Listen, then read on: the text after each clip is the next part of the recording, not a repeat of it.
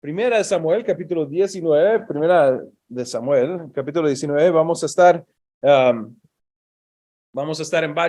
en tres capítulos de primera de Samuel hoy. Como a unos mensajes pasados, vamos a tener quizás una lectura decente, pero vamos a movernos a un buen ritmo, pero quiero que podamos ver el contexto entero de la conversación y oír algunas de las interacciones que hay en este tema. Ahora, puse como mensaje, ¿cuál es mi esperanza? ¿Cuál es mi esperanza? Y tengo aquí, estaba pensando en unas preguntas. Personalmente, ¿cómo reaccionamos cuando las cosas se van a pique? ¿Hablamos así? ¿Decimos eso en Costa Rica? ¿Se van a pique? Sí, cuando el proyecto falló absolutamente, una situación falló, una relación falló, los estudios no están bien, el sueño no está tan bien. Anoche no sé por qué, pasé dando vueltas. En parte de la culpa fue mi perro que me despertó como 4 veces, pero ¿cómo reaccionamos? ¿Cuál es nuestra reacción? ¿Dónde está nuestra esperanza en ese caso, ¿no? O cómo reaccionamos cuando viene quizás un peligro. ¿Cómo estamos? ¿A dónde vamos? ¿Dónde buscamos la seguridad? ¿Dónde está nuestra esperanza cuando hay algún tipo de peligro? Puede ser quizás de salud, o puede ser una situación en la que estamos. El otro día mi hija mandó un mensaje al chat de la familia y dijo, acabo de casi morir.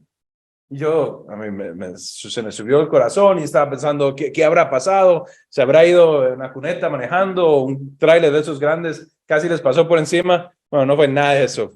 Pero una tontería, era un eufemismo. No era real el peligro. Pero para el papá y quizás para mamá viéndolo por separado, sí fue real, ¿no? ¿Y qué hacemos? ¿Qué pensamos, Señor? ¿Qué está pasando?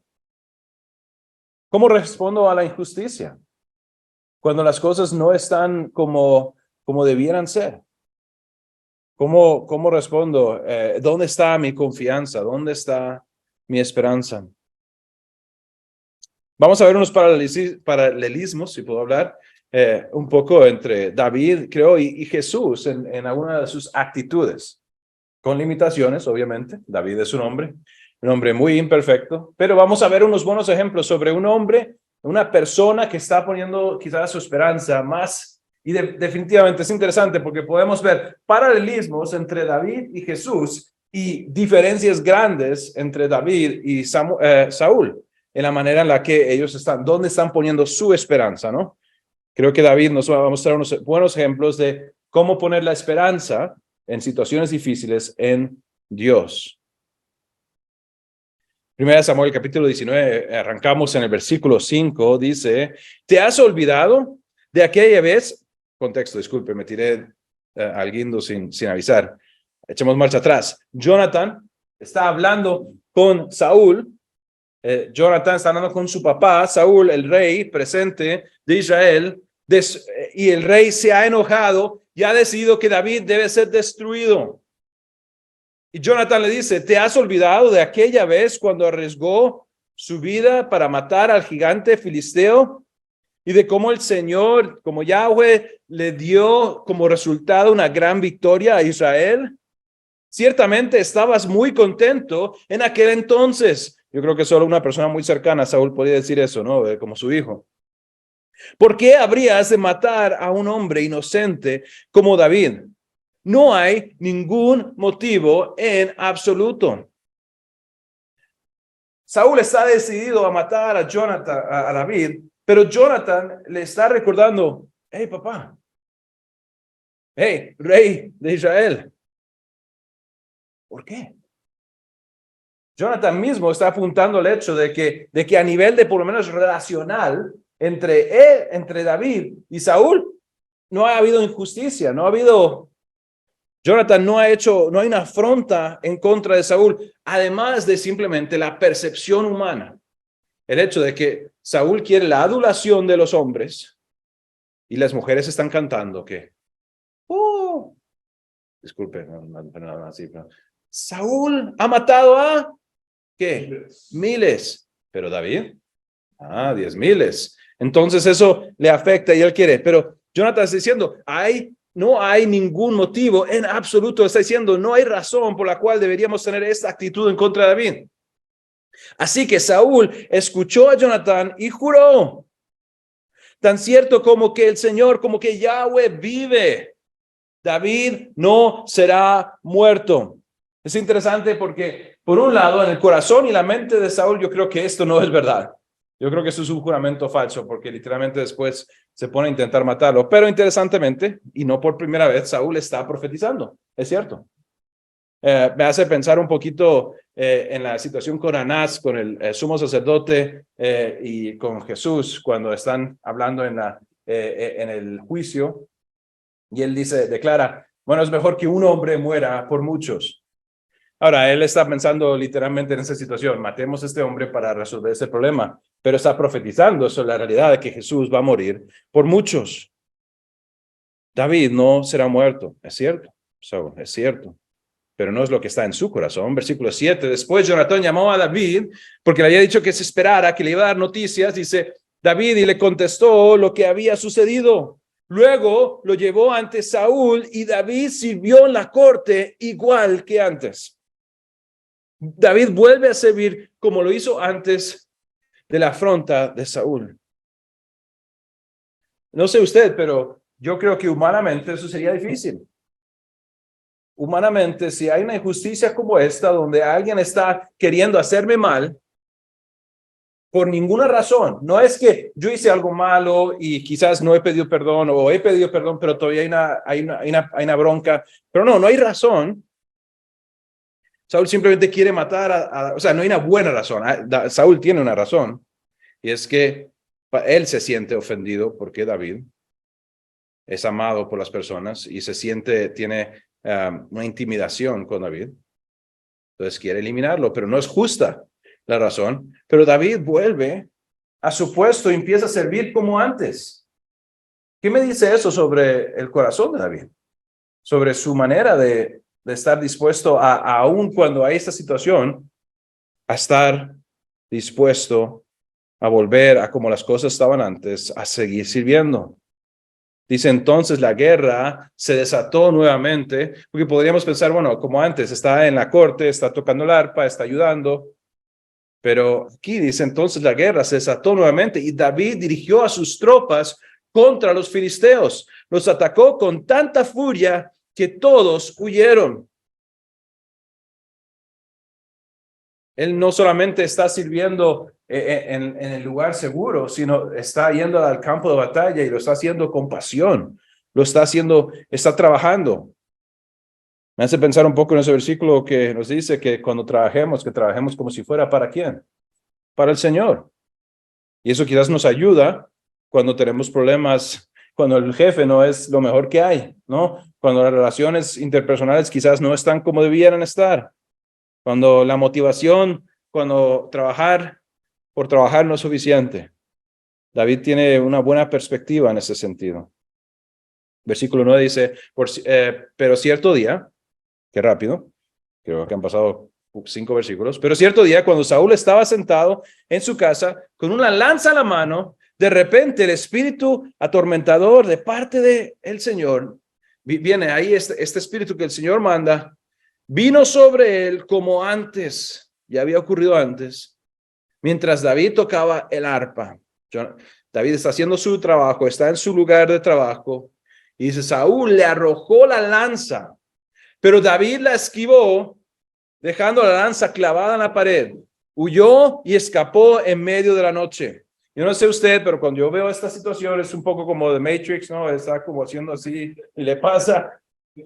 Porque hermanos, esta lanza no va lento. Yo no sé qué tipo de pared es. Me imagino que de piedra no, pero creo que no es de gypsum tampoco. Ese señor rey, Saúl, que sabemos, era alto, le sacaba una cabeza a todo el mundo. Yo creo que es un hombre fuerte, un hombre diestro. Lo único es que David todavía tiene como esos movimientos, está capaz, ¿no? Entonces la esquiva, pero ¡pam! Se clava. Esta no es la única vez. ¿Se acuerdan cuando Saúl ataca a su propio hijo? Jonathan, ¿qué pasa? Se clava en la pared. Vamos a ver un ejemplo más adelante y creo que vamos a mirar los versículos en el cual Saúl ha clavado esa lanza en el suelo. Mal pulso, pero era fuerte. Eso es lo que, ahí hay un riesgo, es mi punto. Puede ser que no tenga mejor puntería, pero, bueno, pecó contra David, ¿no? Sí, sí. Pero pecó contra David, ¿no? Porque estaba hablando con don Fabio que la definición del pecado es fallar el blanco, ¿no? Entonces pecó contra David porque falló. Es un mal chiste sobre la lengua. Pero versículo 11 nos sigue diciendo entonces, imagínense esa situación. Inmediatamente casi Saúl se torna en contra de él. Sabemos que el Señor lo está inquietando, que esa batalla, esta realidad está ocurriendo en el corazón de Saúl. Y creo que Dios está permitiendo esto para hacer un trabajo en la vida de David. Creo que esa es la razón por lo que eso está ocurriendo. Dios está, y lo vamos a ver más adelante, Dios está formando el carácter del hombre que le está preparando para el trabajo que tiene para él. Entonces Saúl, versículo 11, mandó tropas para que vigilaran la casa de David. Se les dio la orden de que mataran a David cuando saliera a la mañana siguiente. Pero Mical, la esposa de David, le advirtió, si no te escapas esta noche, te matarán por la mañana. Qué increíble, ¿no? Qué increíble dinámica. Saúl solamente quiere matar a David, pero aún vemos hasta este punto que aún en la mitad de este problema, creo que Dios está ayudando a David a tener su mente clara en decir, hey, pero no al principio, quédese, siga sirviendo. Aunque este hombre al que está sirviendo no está bien, su corazón no está bien. David está sirviendo a su adversario. Pero aún más que eso, también vemos aquí en el capítulo 24, si quieren pasar en sus Biblias, vamos a saltar. Vamos a ver que David respeta el puesto de autoridad. Él tiene un respeto profundo y lo vamos a ver durante toda su vida. David no va a perder esta manera de pensar, que Saúl es el que Dios ha ungido. Puede ser que no fuera el mejor hombre, puede ser que esté equivocado, puede ser que lo quiera matar. Pero David va a tener esta actitud de respetar la autoridad que ha sido puesta sobre él. Él es el rey de Israel hasta que Dios lo quite.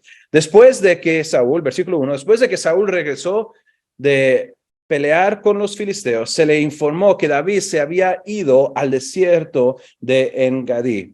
Entonces Saúl escogió a 3,000 soldados, no se pasó ni nada, 3,000 soldados selectos de todo Israel y fue a buscar a David y de sus hombres cerca de los peñascos de las cabras salvajes. En lugar donde el camino pasaba por algunos rediles, Saúl entró en una cueva para hacer sus necesidades, algo humano. Pero resultó que David y sus hombres estaban escondidos más adentro de esa misma cueva. Ahora, yo no sé si se imaginan la situación, pero estamos en una marcha, 3,000 hombres están buscando a David y a sus hombres quieren aniquilarlos, Saúl quiere eliminarlos, pero Saúl es un hombre y él dice, muchachos, necesito una pausa, voy a buscar un lugar donde puedo resolver la necesidad que tengo en ese momento y se mete en una cueva, tiene sentido, un poco de privacidad, ¿no? Apartarse, típico. Lo que no es típico es que las personas que estás buscando estén adentro de esa misma cueva, ¿no? Y yo no creo que eso es una coincidencia. Quizás para mí eso es una de las muestras de la posible comicidad del Señor. Y me refiero a que el Señor tiene un sentido del humor. Porque no sé ustedes, pero yo leo esta historia y me tengo que sonreír un poco. En la ironía de que un rey con 3,000 hombres que sobrepasan completamente la capacidad de los hombres que están buscando, se encuentre tan vulnerable. No puedo pensar en una posición más vulnerable en la cual está a punto de estar ante estos hombres. Pero resultó que David y sus hombres estaban escondidos más adentro de esa misma cueva. ¿Qué dicen sus hombres? Le susurran, David, mira, ahora es tu oportunidad. Los hombres le susurraron a David, hoy Yahweh te dice, te aseguro que pondré a tu enemigo en tu poder para que hagas con él lo que desees. Entonces David se le acercó sigilosamente y cortó un pedazo del borde del manto de Saúl. Increíble. Devolverme para que no lean eso. Quedemos ahí. Pensemos en esa realidad. Está el hombre que le quiere matar, está en una posición increíblemente vulnerable. Y no solamente David, todos sus hombres están con él. ¿Y ellos qué dicen? Razonablemente, yo creo que eso no es una coincidencia. Incluso hablemos de unos 4,000 años después, va a haber un muchacho por el nombre de Jonathan Robertson que también está de acuerdo que esto no es una coincidencia, de que Dios creó esta situación. ¿No te parece? ¿No te parece, David, que esta es una situación que Dios ha creado? ¡Aprovéchala! Rápido, se acabó. Y salimos victoriosos. ¿No? Pero David, o sea, y yo me imagino que en ese momento, David se está acercando con el cuchillo en la mano y están como ahí. Les va a poner buena cosa. Mira, muchachos, hoy comemos. Hoy dejamos de vivir en cuevas. ¿Estamos listos? Vamos a ir. Y llega, ¿y qué hace? En vez de cortarle el pescuezo, le corta la esquina a un manto. David está ciego, mala puntería. ¿Qué está pasando? ¿Qué dice David? Primero en su corazón, pero comenzó a remorderle la conciencia por haber cortado el manto de Saúl. El Señor sabe que no debería haberle hecho esto a mi señor, el rey, dijo a sus hombres. Que el Señor, que Yahweh me libre de hacer tal cosa a mi señor, el rey, y atacar al ungido de Yahweh, porque él, Yahweh mismo, lo ha elegido. Él ha sido ungido por Dios. Qué increíble imagen para mí cuando pienso en esa realidad de que en el momento que él está haciendo, que incluso, y si conocen la historia, saben que es importante este hecho de tener ese pedazo de tela, porque aquí no acaba la historia, pero me hace pensar, la conciencia de David está viva, está activa, está hablándole. Dios está usando esa idea de remordimiento, es prueba de que él tiene una conciencia que está viva y que está escuchándola. Él está oyendo lo que Dios le está diciendo a través de esto.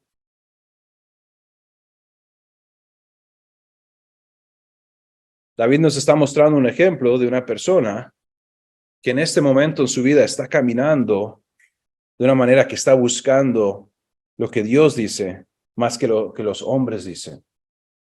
Y está buscando lo que Dios dice más que quizás lo que su voluntad o su deseo le dice. Y entonces, increíble, pero tiene sentido que tuviera que hacerlo, porque me imagino que más de uno dijeron, bueno, si usted no quiere hacerlo, yo lo hago, porque yo quiero volver a casa.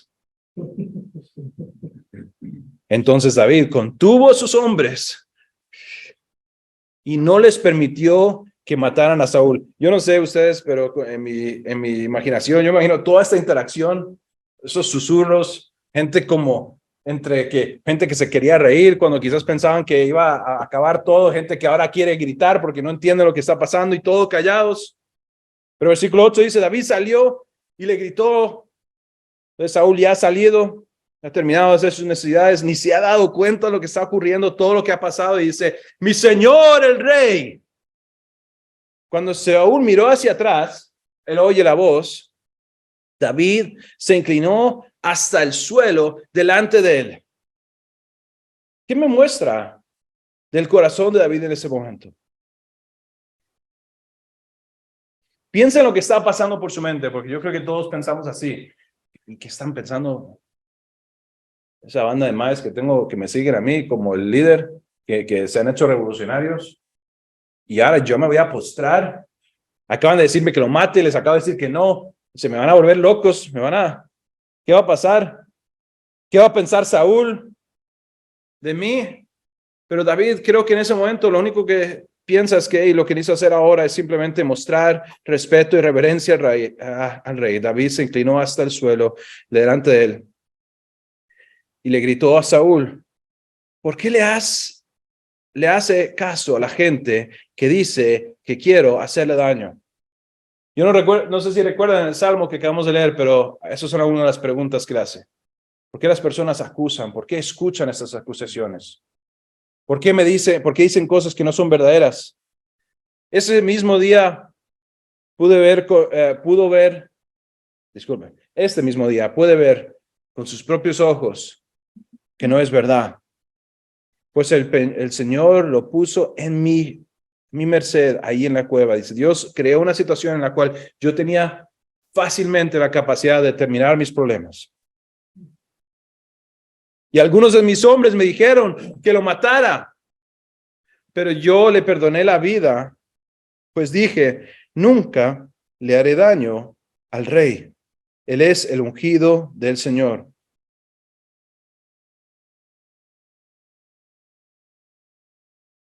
Para mí, además de mostrar respeto y honor al ungido de Dios, al líder que Dios ha puesto en su vida en ese momento, al gobierno que está sobre él, y eso me hace pensar cómo es mi actitud a veces hacia el gobierno que está por encima de mí, aun cuando no estoy de acuerdo con las políticas que quizás puedan tener. Pero me hace pensar también dónde está la confianza de David. Está en el Señor. Él está confiando en el plan, en la autoridad, en la soberanía de Dios.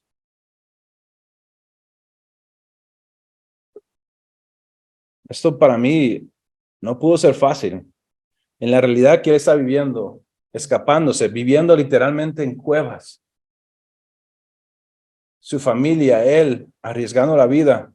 Un grupo de hombres que lo están siguiendo, las vidas de ellos. Sabremos en el futuro que estar asociado con David era sumamente peligroso, porque Saúl hasta el punto de que, si se acuerdan, hace unas semanas aprendimos que se enteró de que unos sacerdotes habían ayudado a David y a sus hombres, y como represalia mató a 70 sacerdotes de Dios. Y no paró ahí, sino mató a sus esposas y a sus hijos, para que escarmentara el pueblo, para que supieran lo que pasa a las personas que ayudan a David. Esa es la vida que está viviendo David. Y él tiene la oportunidad, pero dice, no sé. No es falta de capacidad de David. David es un hombre de guerra. No es falta de pulso. David tiene la capacidad de hacerlo lo que le estaban diciendo que hiciera, pero él siente profundamente que necesita confiar en la voluntad del Señor. Versículo 11 dice, mire, Padre mío, lo que tengo en mi mano es un pedazo del borde de su manto. Yo lo corté, pero no lo maté. Él dice, hey, usted estaba ahí, vulnerable, a la par, y yo agarré un pedazo de su tela y lo corté con el cuchillo. El cuchillo estaba tan cerca de usted, hubiera sido tan fácil. Eso prueba que no intento hacerle daño y que no he pecado contra usted, aun cuando usted me ha estado persiguiendo para matarme. Él dice que el Señor juzgue entre nosotros. Tal vez el Señor lo castigue por lo que intenta hacer, pero yo nunca le haré daño. Él está declarando, yo he puesto completamente mi confianza en lo que Dios está haciendo y yo no voy a tomar en mis manos esta situación. Usted es el líder que Dios tiene y que el Señor se encargue de eso. Me pareció interesante esta declaración en uno de los comentarios que estaba leyendo de Lawrence Richards. Dice, los años de sufrimiento estaban forjando el carácter de David. Dios estaba aplicando presiones a este joven piadoso, presiones que le convertirían en un hombre. Las experiencias de David lo obligaron a sondear las profundidades de su humanidad. Imagínese los lugares oscuros en los que él estuvo. Quizás lugares oscuros donde él escribiría algo como el proverbio, como Salmo 23.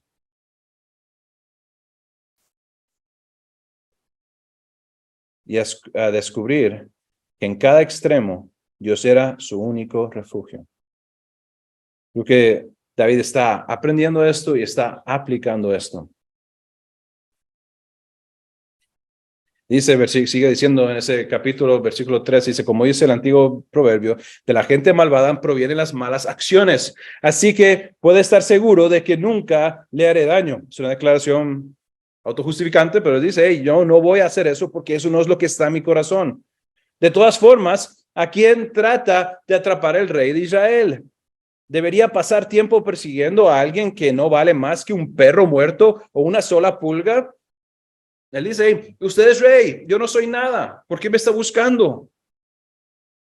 Esto creo que si lo está diciendo honestamente, que creo que lo está diciendo, él todavía se ve así, tiene esa misma actitud cuando el rey le habla de casarse con su hija, él dice, hey, ¿quién soy yo? ¿Quién es mi familia? Nosotros no podemos entrar en ese tipo de relación, no somos de esa clase.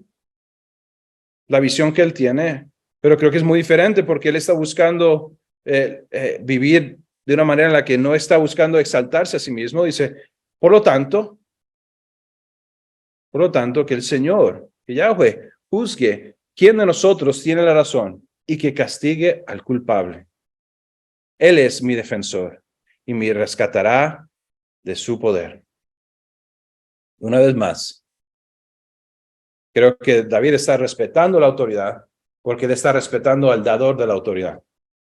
Él está respetando a la persona que él sabe que puso a Saúl en esa posición. Y veo en y vamos a ver en este próximo último pasaje que vamos a ver de Samuel, algunas similitudes en la manera en la que David está actuando, en la manera en la que él procesa la situación en la que está y cómo Jesús actuaba.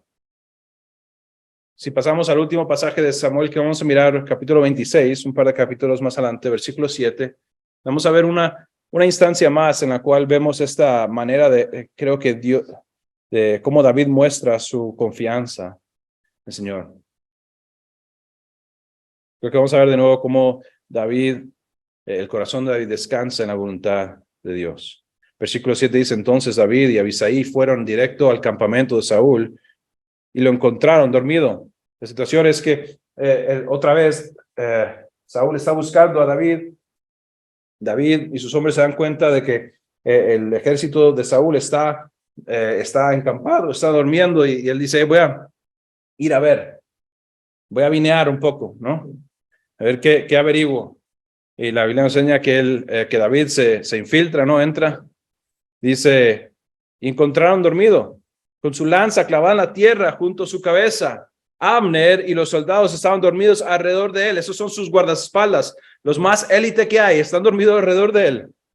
Esta vez, sin duda alguna, Dios te ha entregado tu enemigo. Imagínense, Abisai le está diciendo, David, hey, ¿cuántos conocen la historia del hombre que se está ahogando y llega a un bote y dice, hey, súbase? No, Dios me va a salvar, vaya. Y después pasa un buque grande y le tiran ahí el chunche ahí para el salvavidas. Súbase, tranquilo, Dios me va a salvar. Y al rato se ahoga y llega al cielo y dicen, hey, usted. Y dice, ¿qué pasó? Yo pensaba que me iba a salvar. Y dice, no le mandé ahí 2 botes. ¿Y qué le pasa? Yo me imagino a Abisai diciendo, no se sabe esa historia, David. Ya te dieron una cuando estaba en el baño. Fácil. Más bien le dice, esta vez sin duda alguna Dios te ha entregado. Bueno, no está gritando, esta vez sin duda alguna Dios te ha entregado tu enemigo. Le susurró Abisai a David, déjame que yo lo clave la tierra con un solo golpe de mi lanza. No hará falta darle 2. Quizás Abisai ya le ha caído la peseta de que David tiene demasiada conciencia, pero él dice, yo lo hago. Yo me como la bronca. ¿Qué dice Jonathan? No, dijo David, no lo mates, pues ¿quién quedará inocente después de atacar al ungido del Señor? Él tiene mucha convicción sobre este pensamiento. Ahora, hablaba con esto con mi hijo anoche, lo mencioné y dije, humanamente también tiene un poco de sentido, ¿no? O si él sabe que él es el ungido y él va a ser un rey algún día, lo que se le aplique a uno se le aplica al otro, ¿no? Ahí está la ley de la siembra y la siega. Entonces, pero creo que honestamente él dice, y no, esto no es el orden correcto. ¿Quién quedará inocente? Y la realidad es que si conocemos la historia, hasta el final, él no ve muy bien al hombre que remató a Saúl, cuando se da cuenta que un hombre remató a Saúl en la batalla. Seguro que el Señor hará a Saúl, herirá a Saúl algún día, o morirá de viejo o en batalla. Me parece interesante ese pasaje porque está diciendo, hey, Dios va a hacer justicia. Y esa justicia puede ser que Dios lo hiera o que se muera de viejo en su cama. ¿Qué significaría eso para David? Sí, que le puede quedar rato viviendo ahí entre los matorrales, ¿no? Escondido en las cuevas. O en batalla. Pero Dios sabe, el Señor me libre de que mate al que Él ha ungido. Pero toma su lanza y la jarra de agua que están junto a su cabeza y luego vámonos de aquí. Ellos salen sigilosamente, se van a una instancia buena, que nadie pueda tirarles una lanza y empiezan a gritar, ¡hey! ¡Hey! Se despiertan todos y insulta un poco a los guardaespaldas. Dice, ¿qué le pasa? Dice, sí son malos guardaespaldas. Más bien, pero también habla de que el Señor los dejó bien dormidos, ¿no?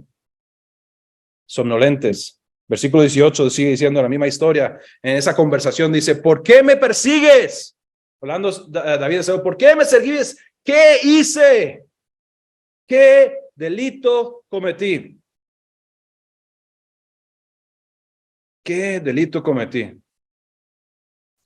Me hace pensar otra vez en esa idea de cómo David está escapándose, está siendo perseguido, está siendo injuriado por todas estas cosas que él no ha hecho. Y vemos algo similar en la vida de Jesús. Él es acusado por cosas que él no hizo. Falsamente, perseguido, injuriado, abofeteado y matado. La diferencia siendo que Jesús no se defiende de la manera que él se defiende. Dice versículo 19, pero ahora que mi Señor el Rey escuche a su siervo. Si el Señor lo ha incitado en mi contra, entonces que él acepte mi ofrenda. Pero si esto es solo un plan humano, entonces que los que estén involucrados sean malditos por el Señor. Pues me han expulsado de mi hogar y ya no puedo vivir entre el pueblo del Señor. Y han dicho, ve, rinde culto a dioses paganos. Él dice, hey, me han echado de mi hogar, me han echado de mi familia, me han echado incluso de poder vivir en la bendición de estar con mi pueblo, de estar adorando al Señor, de estar en comunión con mis hermanos. ¿Debo morir en la tierra extranjera, lejos de la presencia del Señor? Porque el rey de Israel ha salido a buscar a una sola pulga. ¿Por qué me persigue como una perdiz en las montañas? No soy nada. ¿Por qué estas falsas acusaciones? Como digo, es similar en un sentido, pero la respuesta es muy diferente, ¿no? Porque David abre la boca, proclama mucho. En Isaías capítulo 53, 7, hablando de Jesús, es un poco diferente. Dice, fue oprimido y tratado con crueldad.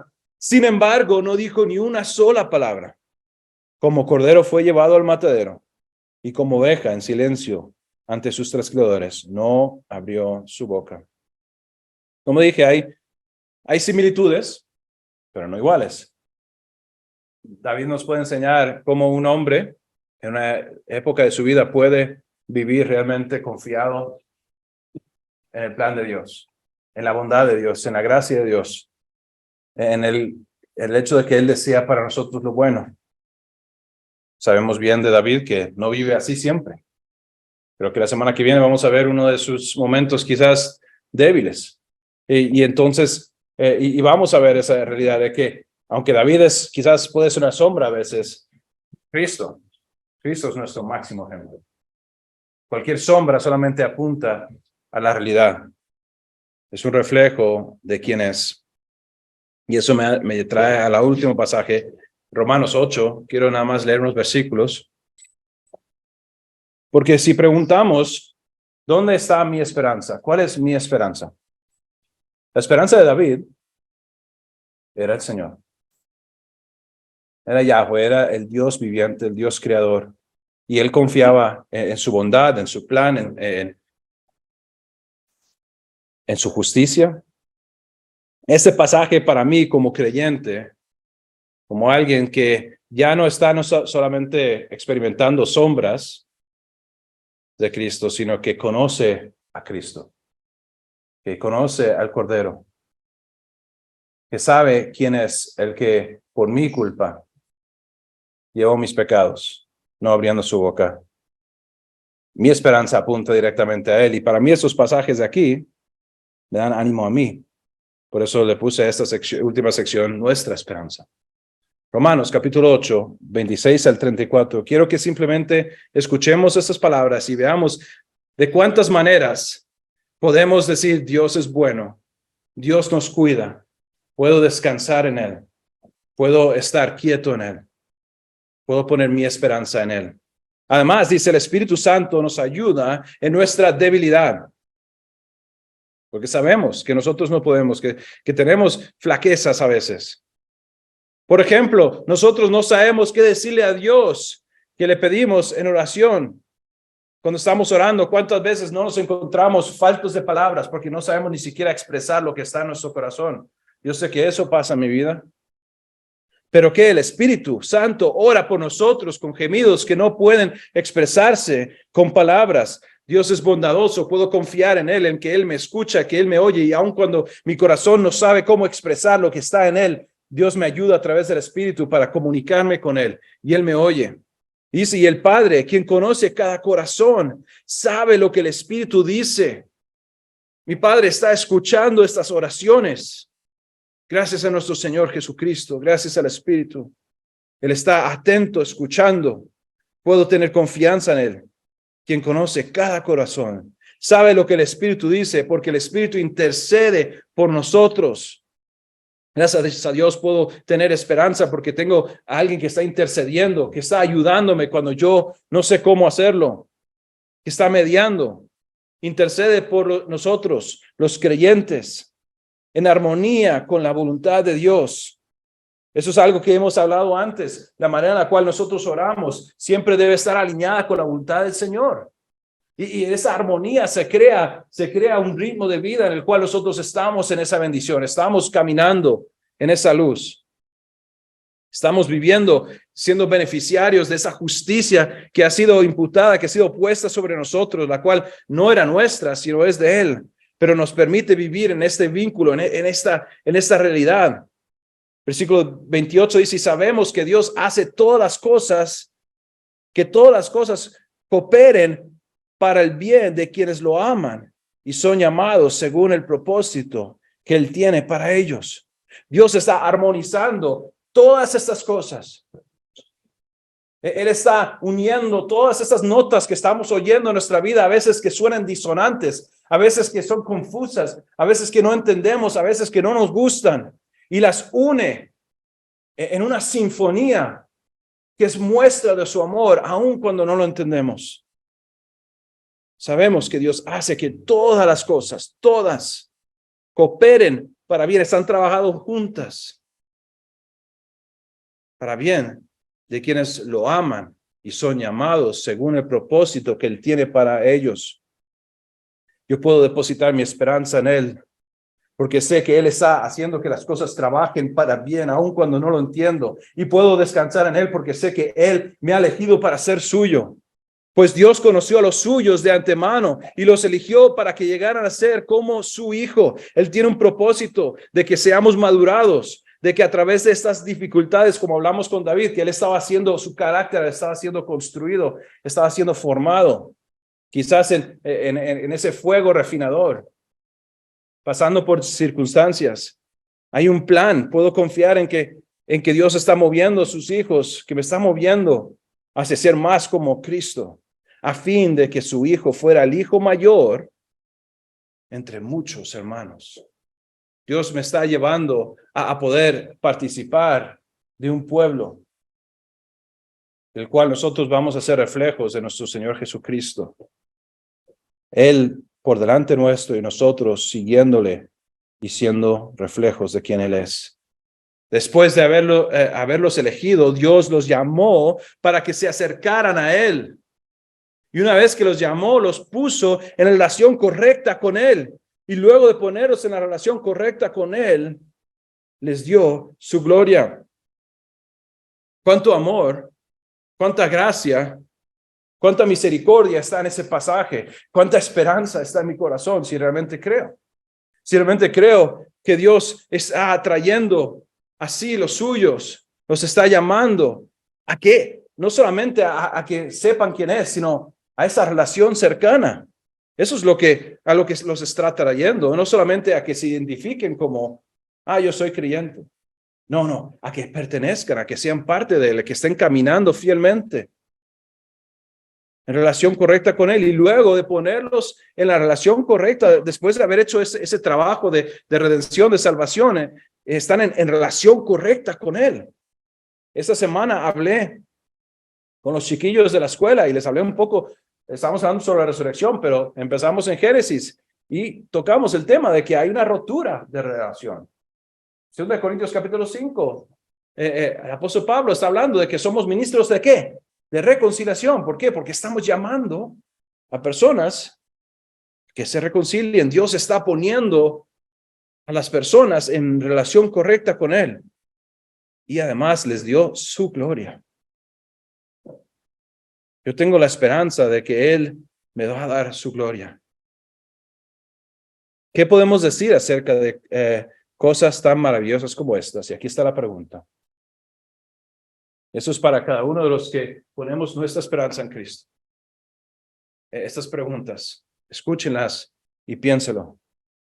¿Qué podemos decir acerca de cosas tan maravillosas como esas? Ese es el tipo de situación en la que necesito el Espíritu Santo para que me ayude, porque no tengo palabras. Yo no tengo palabras para expresar mi gratitud, para expresar lo que significa para mí esta realidad. Si Dios está a favor de nosotros, ¿quién podrá ponerse en nuestra contra? Yo pienso en David en esa situación. Él diciendo, si Dios me ha elegido, si Dios está conmigo, ¿tengo que tomarme las cosas en mi propia mano? ¿O puedo confiar en la justicia de Dios?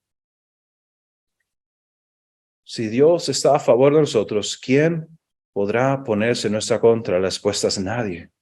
Si Dios no se guardó ni a su propio Hijo, o sea, si Dios dijo que no hay precio demasiado alto, sino que lo entregó por todos nosotros, ¿no nos dará también todo lo demás? Piénselo. Piense, ¿qué se va a reservar Dios cuando dio lo más precioso?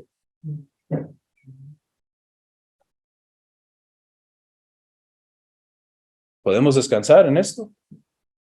¿Podemos descansar en el Señor? ¿Es realmente nuestra esperanza? Son los últimos 2 versículos que vamos a ver hoy. ¿Quién se atreve a acusarnos a nosotros? Ahí ya sale un poquillo ¿quién? Como el chiquillo que tiene al papazote atrás, ¿no?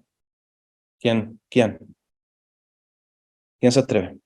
¿Quién se atreve a acusarnos a nosotros? ¿A quiénes Dios ha elegido para sí? Nadie.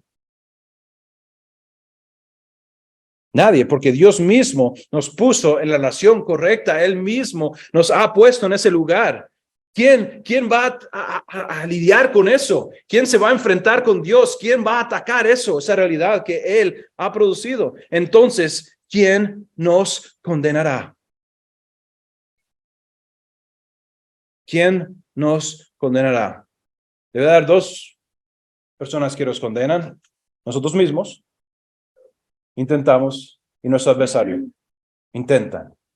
Pero ¿qué dice esto? Entonces, ¿quién nos condenará? Nadie. Porque Cristo Jesús murió por nosotros y resucitó por nosotros y está sentado en lugar de honor a la derecha de Dios. ¿Y qué hace? Intercede. Glorioso intercambio.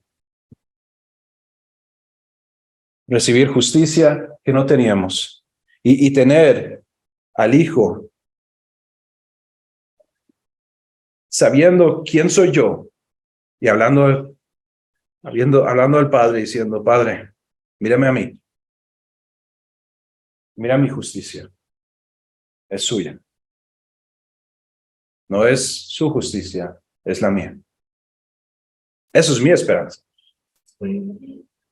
Ese pasaje para mí articula de una manera increíble una confianza robusta, un fundamento que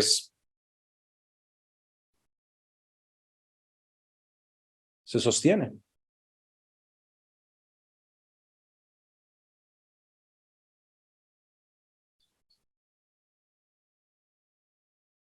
Entonces la pregunta que tengo para todos hoy es, ¿dónde está mi esperanza? Y mi pensamiento sería que solo Cristo es mi justicia. Solamente. Entonces ojalá podamos ver esta historia de David y estas situaciones en las cuales como un mero hombre tomó decisiones que creo que honran a Dios, donde él puso a Dios primero, confió en él. Pero cuando pienso en nosotros debemos hacer eso, poner a Dios primero, pero no, nuestra esperanza es tan clara. Tenemos la palabra de Dios que nos habla de dónde está nuestra esperanza. Ya sabemos, ya Juan el Bautista anunció al Cordero que quita el pecado del mundo. Ya sabemos dónde está la esperanza, ya sabemos quién murió por nosotros y resucitó por nosotros. Ya sabemos que Dios nos está restaurando a una relación correcta.